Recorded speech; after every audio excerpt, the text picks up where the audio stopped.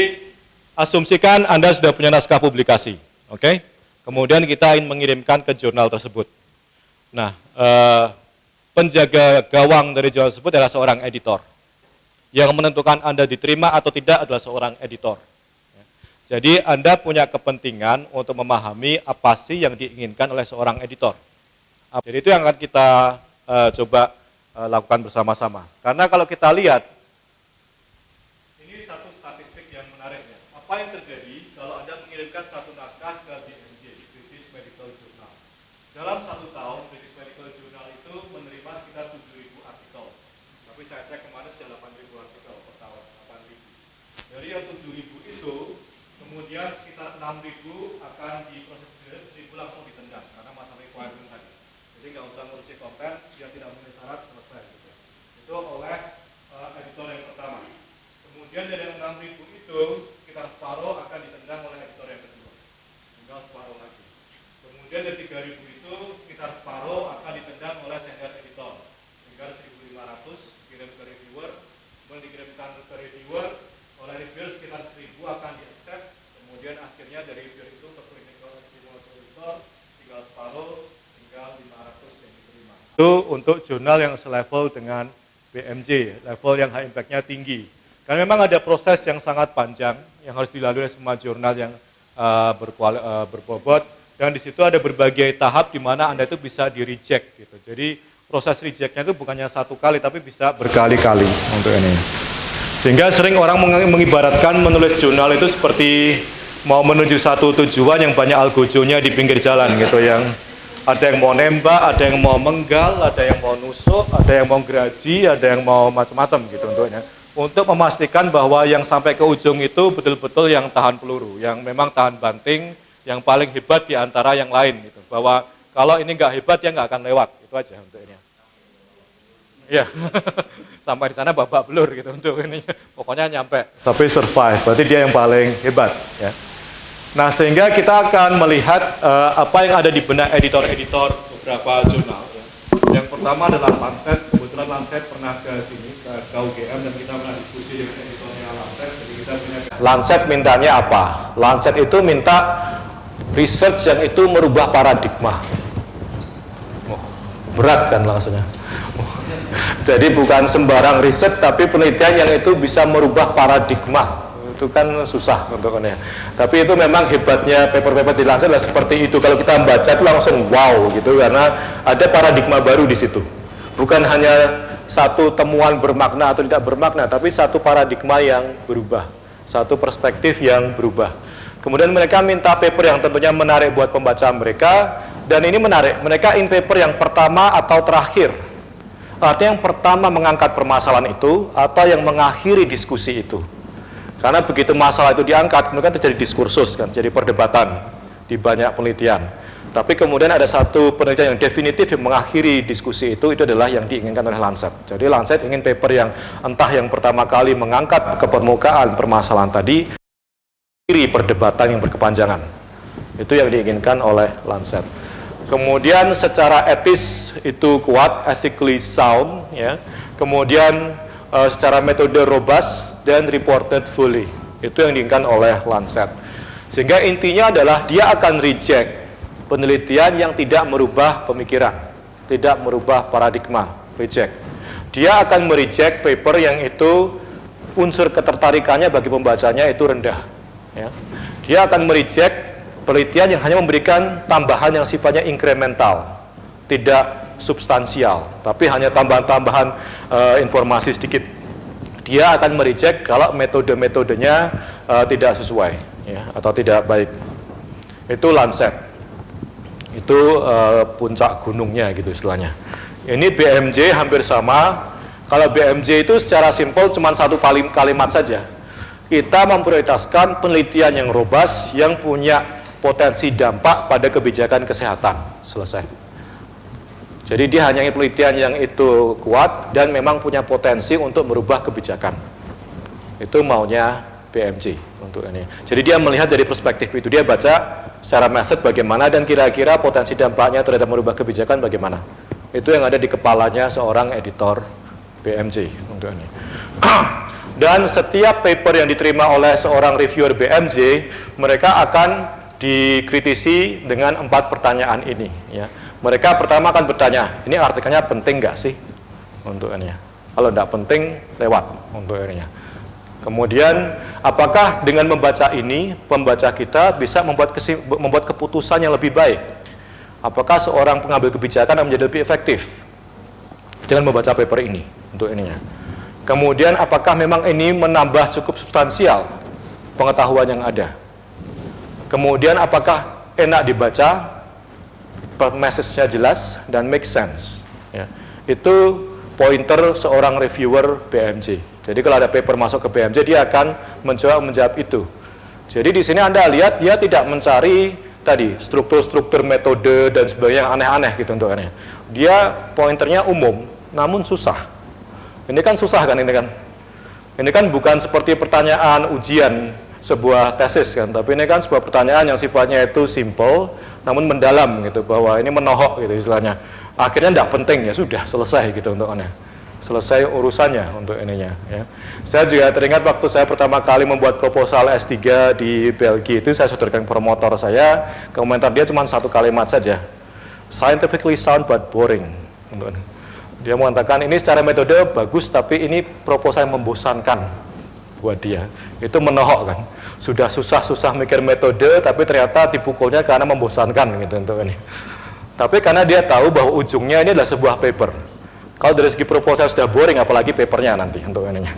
Nggak akan bisa publish, jadi forget it untuk ininya. Jadi dia tidak tertarik hanya karena metodenya itu baik, tapi itu harus interesting from the beginning. Harus exciting from the beginning, sehingga orang nanti pas baca papernya pun pasti tertarik untuk ininya. Kemudian ini kalau secara detail ya, saya nggak akan masuk, tapi ini perbagian, apa yang dimaksud originality, apa yang dimaksud importance, research question, participant, dan sebagainya. Anda baca sendiri di slide, saya tidak akan menguraikan satu-satu, ya, karena terlalu banyak di sini. Tapi killer questionnya cuma 3 ini. Do I understand? Do I believe? Do I care? Selesai. Kalau belakangnya sudah EGP, selesai, tamat. Jadi percuma nulis berbuih-buih kalau ternyata dia bilangnya, emang gue pikirin ini kayak gini untuk buat apa untuk ini. Cuma 3 itu, sederhana sekali. Ini sudah bisa untuk menggantung satu paper, bahwa ternyata dia baca nggak paham. Kalau dia saja nggak paham, apalagi pembacanya. Jadi kalau sampai seorang reviewer itu nggak paham ini paper ini, kemungkinan besar pembacanya juga nggak paham, so forget it. Jadi yang menulis itu tidak, effortnya tidak terlalu cukup untuk membuat pembaca itu paham. Jadi nggak usah diupayakan. Kemudian do I believe it? Saya percaya nggak sih hasilnya? Dilihat dari metodenya, kredibilitasnya, bagaimana metodenya. Kalau nggak percaya, lewat. Yang terakhir, oke, saya paham, saya percaya, tapi nggak penting amat untuk ini. Lewat saja untuk ini. Nah, sehingga itu membuat kenapa acceptance rate-nya itu tadi hanya 7% saja. Nah, ini bukan untuk nakut-nakutin. Saya juga belum pernah masukkan ke BMJ. Untuk Lancet pernah, tapi udah lama. BMJ saya belum pernah. Kalau sebagian besar paper yang ada di Indonesia dari kesehatan itu masuknya ke BMC, bukan ke BMJ. Cuman beda 1 huruf antara J sama C, sehingga seringkali orang itu keliru saat mengutip. Alhamdulillah gitu kan, dikira paper kita di BMJ gitu, paper kita di BMC gitu. Saya sering seperti itu, papernya Pak Yudi kemana di BMJ? BMJ, saya nggak pernah publish di BMJ itu. Saya di BMC gitu, tapi itu kan agak slip of tongue, itu agak pinter mereka untuk marketing gitu. Kadang-kadang orang nggak terlalu jeli gitu, itu yang di BMJ kemarin, ya terserah. Kita bilangnya BMJ, karena dari segi acceptance rate itu berbeda sekali. Anda ingat, saya bilang BMJ itu cuma 7%, BMC itu rata-rata 50%. Artinya, kalau sampai di BMC ditolak, kebangetan.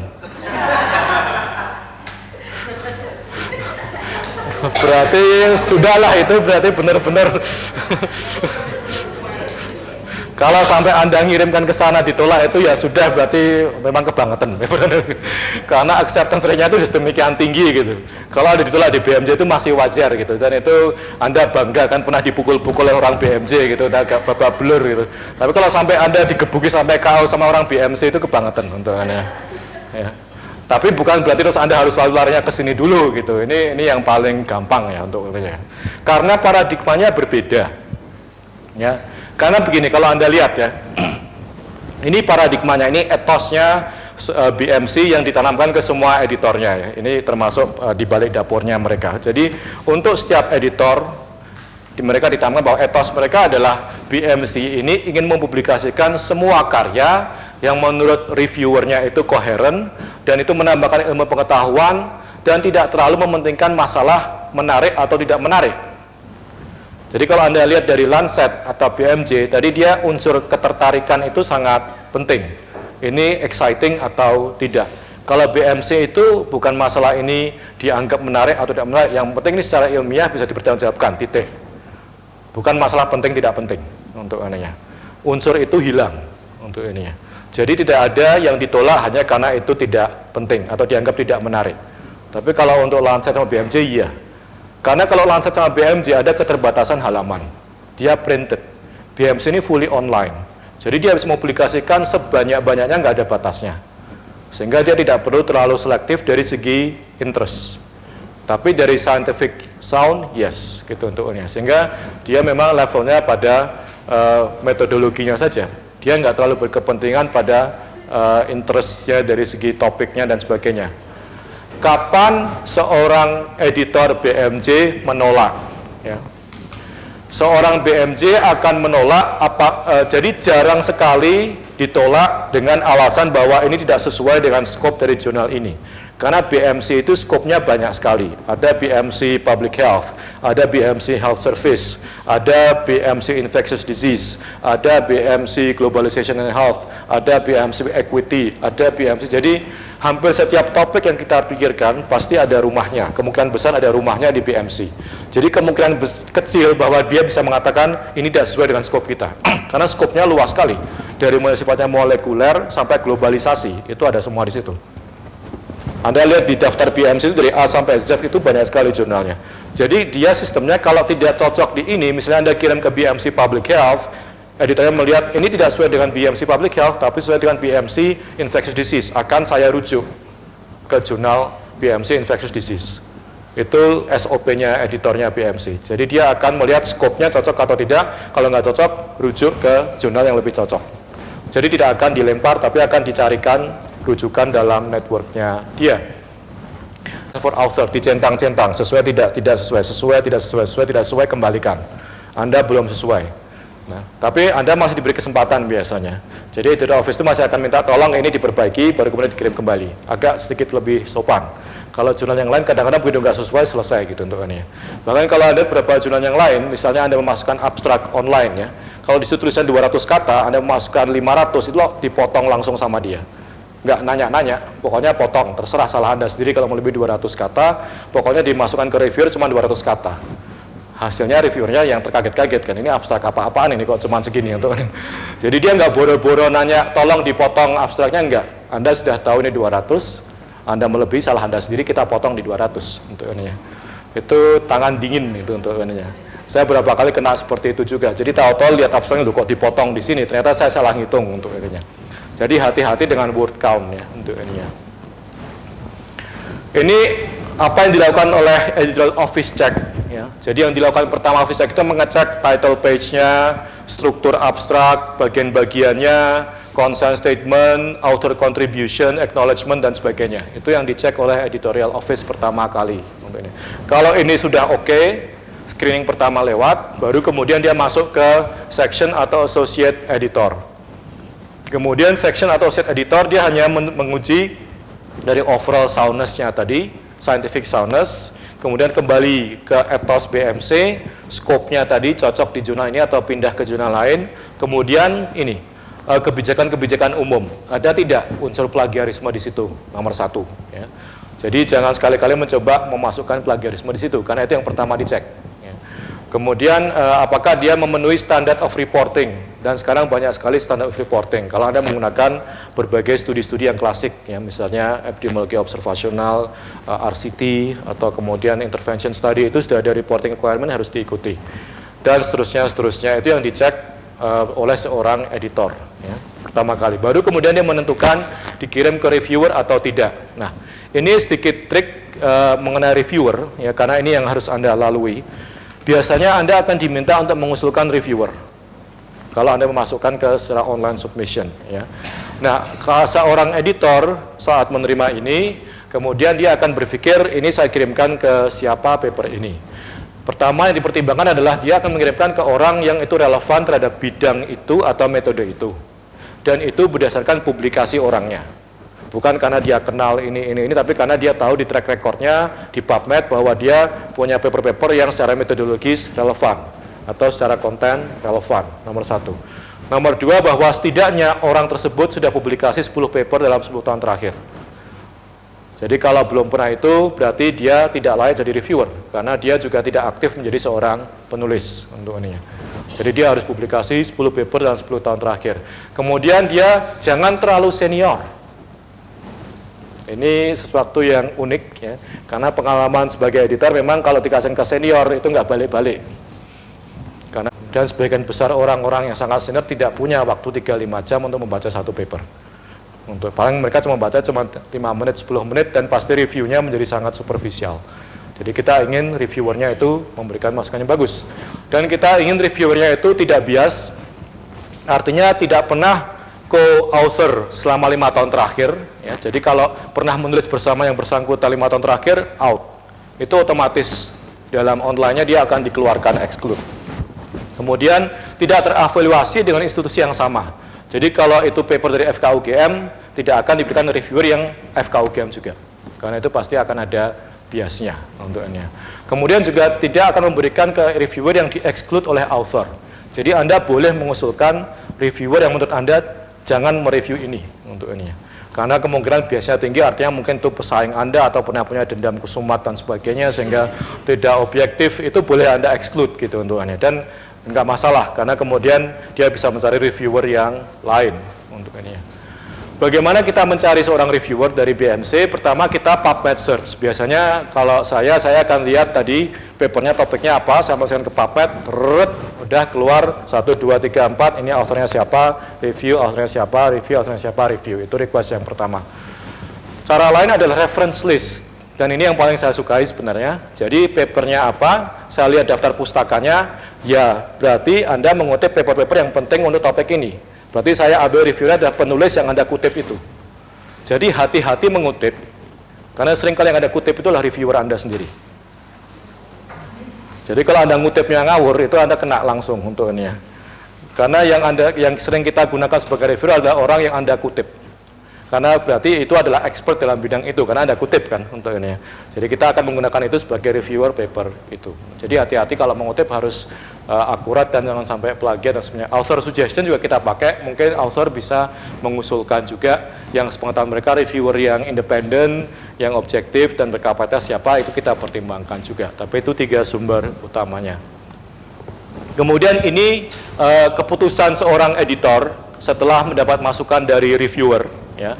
Ada 5 kesimpulan, bisa accept in principle, artinya sudah kita terima, namun mungkin ada masalah formatting dan sebagainya, tergantung pada masalah format. Bisa minor revision, ya, artinya ada revisi-revisi kecil yang harus Anda lakukan, sebelum ini kita pertimbangkan lagi. Ada yang sifatnya major revision, artinya ada revisi-revisi yang cukup mayor, tapi itu harus selesai dalam waktu 3 bulan. Atau ada kategori yang aneh, open reject. Ada open reject, ada close reject. Close reject artinya kita reject dan jangan kirimkan lagi ke kami. Kalau open reject mengatakan ini kami tolak, ya. Tapi kalau Anda bisa memperbaiki betul-betul, boleh Anda kirimkan lagi. Karena perkiraan kami revisi ini membutuhkan waktu lebih dari 3 bulan. Karena revisinya total gitu untuk ini. Jadi kami tolak, tapi kalau Anda bisa merombak total ya silahkan, kami masih mempertimbangkan. Tapi kalau kita melihat tidak bisa direvisi, ya sudah, reject, jangan kirimkan lagi untuk ininya. Itu yang disebut dengan close reject. Dan ini yang kebangetan tadi. Kalau sampai Anda di close reject, berarti ya sudah, berarti itu memang sudah kebangetan banget untuk ininya. Jadi kita akan mereject ini apabila scientifically unsound, revisinya lebih dari 3 bulan, dan ada serious concern yang tidak bisa diatasi terkait dengan etika. Itu akan kita reject. Tapi intinya adalah ini, yang untuk mengayem-ngayemi para penulis, bahwa we want authors to get published. Kita ingin Anda itu diterima, bukan ingin Anda ditolak, enggak. Kita itu bekerja di situ bukan untuk menolak Anda, tapi untuk menerima Anda, ya. Selama yang Anda tulis itu scientifically sound, ya. Dan memang akan berkontribusi terhadap ranah ilmu itu. Dan kita akan membantu penulis untuk mencari jurnal yang cocok untuk karya Anda, dan kita ingin memberikan Anda feedback untuk memperbaiki paper Anda. Itu lebih adem kan daripada yang Lancet tadi atau yang langsung tak gitu kan. Tapi ini agak lebih adem untuk ininya. Jadi itu mengapa kita boleh mengatakan kebanggaan kalau begini aja masih ditolak gitu, karena kita sudah dari awal tuh sudah di drill, sudah didoktrin bahwa kita ingin membantu author diterima, bukan ditolak untuk ini. Dan kita akan bantu semaksimal mungkin, asal memang secara metode itu bisa dipertanggungjawabkan, itu saja untuk ininya. Itu yang ditekankan di BMC. Oke, karena waktunya habis, masih ada satu bagian lagi, tapi mungkin kalau ada diskusi, lebih baik diskusi, kalau enggak nanti secara cepat saya bisa lewati yang bagian yang terakhir itu. Silahkan, kalau ada komentar atau pertanyaan terkait dengan proses peer review dan apa yang diinginkan oleh seorang editor atau reviewer. Bahasa punya style sendiri-sendiri ya, itu tidak hanya Indonesia ya. Saya kemarin lama di Jerman dan Inggrisnya Jerman itu juga sangat kelihatan. Jadi yang bukan native speaker itu pasti kalau dia belum lama untuk di dunia tulis-menulis pasti akan kelihatan ini asalnya dari mana gitu. Ini bukan native speaker itu kelihatan untuknya. Tinggal apakah dia familiar dengan gaya Indonesia atau tidak. Kalau dia familiar dengan gaya Indonesia dia akan tahu ini bukan native speaker dan ini gaya Indonesia. Tapi kalau tidak, minimal kita tahu ini bukan native speaker, itu aja untuknya. Saya sering pusing kalau di BMC itu kalau menerima manuskrip dari Cina itu setengah mati. Bisa mengatakan secara spesifik yang Indonesia itu bagaimana untuk ini, itu orang di luar Indonesia yang bisa mengatakan untuk ini. Saya sendiri juga masih dalam koridor itu untuk ininya. Tapi yang jelas itu bahwa bisa diberikan antara yang native speaker atau tidak, sehingga kalau memang ada dananya atau Anda punya resource, tidak ada jeleknya menggunakan professional editor untuk bahasa Inggrisnya, untuk polishing. Itu sekarang banyak service-service di internet seperti itu yang Anda kirim naskahnya dia akan mengedit gitu untuk ininya. $300 sekitar begitu, tergantung katanya sih, jumlah kata, tapi sekitar itu dipoles supaya itu kalau dibaca orang itu tidak frustrasi, itu aja untuknya. Karena kadang-kadang papernya bagus tapi baru baca itu udah ini apaan, nggak bisa dibaca, nggak enak banget, ini ya udah forget it, dipoles nggak apa-apa. Ini bukan menuliskan ghostwriting ya, tapi Anda sudah menuliskan tapi dia memoles bahasanya, stylenya, itu boleh-boleh saja dan tidak ada pelanggaran etika di situ. Dan itu kita recommended kalau memang belum pernah nulis. Tapi kalau saya sendiri sih ya untuk pembelajaran kita tabrak-tabrak dulu, biasanya tergantung kalau mentornya baik dia akan memberikan masukan untuk perlahan-lahan itu akan berkurang ya untuk ini ya. Perlahan, tapi biasanya untuk penulis yang pertama akan sangat kelihatan untuk ininya. Ya. Oke, ada lagi untuk ini. Promosi di sini bukan, ini cuma memberikan alternatif supaya enggak, karena kadang-kadang orang membayangkan jurnal itu menjadi sesuatu yang sangat menakutkan gitu kan, bahwa iya kalau Anda bicara langsung sama BMJ itu betul, itu memang sangat-sangat demanding, tapi masih banyak jurnal-jurnal yang lebih mungkin lebih realistis gitu ya. BMC itu hanya satu contoh saja untuk ininya ya, jadi ini saya lewati saja. Ini adalah dasar pemilihan jurnal ya, Anda bisa memilih dari kira-kira ini pembacanya siapa, apakah ini internasional, regional. Salah satu alasan yang paling kuat dalam BMC untuk menolak adalah bahwa ternyata papernya itu ditulis untuk pembaca lokal. Jadi kadang-kadang misalnya papernya itu ditujukan pada Kementerian Kesehatan Indonesia. Apakah Kementerian Kesehatan Indonesia membaca jurnalnya BMC? Ada yang pernah melihat orang kementerian baca jurnalnya BMC? Enggak, itu bukan medianya. Jadi Anda keliru kalau mengirimkan satu paper yang ditujukan pada kementerian dikirimkan ke BMC untuk ininya. Itu bukan tempatnya untuk ini ya. Jadi itu harus Anda rubah. Anda harus ingat yang baca jurnal ini siapa. Jadi paper itu harus ditujukan pada pembacanya, bukan pada yang maunya Anda. Tapi Anda harus tahu masing-masing jurnal punya readership sendiri. Jadi harus sesuaikan jurnal itu. Saya kalau menerima seperti itu, saya bacakan ya lebih baik Anda publikasi ke lokal saja. Kalau memang itu tujuannya pembaca lokal, jangan lewat internasional untuk ininya. Karena nggak besar-besar. Ini termasuk yang BMC itu Globalization Health itu adalah punyanya BMC, Health Service Research juga ada yang di BMC. Oh ini bukan yang punya BMC, di bawahnya ada yang BMC untuk ininya. Kemudian namun juga banyak juga sekarang yang bahaya adalah karena frustrasi tidak bisa masuk jurnal, banyak yang tergiur dengan jurnal-jurnal yang seperti ini. Ada sesuatu yang sangat salah dengan jurnal ini. Ini jurnal beneran, ini bukan jurnal, ini bukan saya yang bikin, ini jurnal beneran, bisa Anda cek di internet. Tapi kalau Anda membaca artikel seperti ini, menurut Anda jurnalnya bagaimana? Apakah ini jurnal yang baik? Anda dengan membaca itu aja udah tahu ini jurnal abal-abalan kan? Mana mungkin ada satu paper ilmiah ditulis oleh Nonoli, Agnes Monica, sama Inul Daratista dan diterima di sebuah jurnal. Nggak mungkin toh kalau itu jurnal beneran. Tapi kalau jurnal abal-abalan ya bisa. Jadi adalah triknya seorang peneliti di Indonesia untuk menguji jurnal yang abal-abalan tadi. Dikirim, terus dilihat bisa nggak sih? Ya ternyata langsung publish. Dengan seperti ini pun bisa publish. Beneran? Enggak, beneran itu ada, bisa cek, ada ISSN-nya, DOA-nya, ini beneran. Tapi itu bukan jurnal. Kalau jurnal nggak pakai peer, kalau ada peer review nggak mungkin ini masuk. Karena isinya cuma copy and paste saja. Jadi copy and paste, copy and paste, copy and paste, dikasih label, kasih nama, kirimkan, publish. Bayar. Karena yang dicari adalah bayarnya. Untuk ini. Iya, dia bayar supaya dia bisa publish. Dan sekarang banyak jurnal abal-abalan seperti itu. Jadi kalau di Dikti itu banyak ada daftar jurnal yang harus Anda hindari karena tidak bisa dinilai untuk angka kredit. Jadi Anda harus hindari jurnal-jurnal tersebut. Anda sudah bayar banyak-banyak, ternyata nggak bisa dipakai. Tapi daftar jurnal Dikti ini sudah sedikit out of date ya. Kalau Anda ingin yang lebih up to date, lebih baik lihat daftarnya Jeffrey Beall Predatory Journal. Di situ jurnalnya banyak sekali daftarnya ya. Ini adalah tren jurnal abal-abalan dari tahun ke tahun, semakin lama semakin banyak, karena mereka tahu semakin tinggi pressure untuk publikasi, dan orang mau bayar untuk publikasi, sehingga mereka buatkan jurnal-jurnal yang mau menampung orang-orang yang desperate tadi untuk ini. Jangan sampai masuk ke kelompok itu, yang saking desperate-nya pokoknya asal publish gitu, karena akhirnya Anda sudah rugi, nggak ada yang baca, bahkan nggak bisa buat kenaikan pangkat juga untuk ininya. Ya. Ya. Itu, terus kemudian yang paling penting untuk Anda hindari adalah jangan sampai Anda membuat sampai ke dosa besar ya untuknya.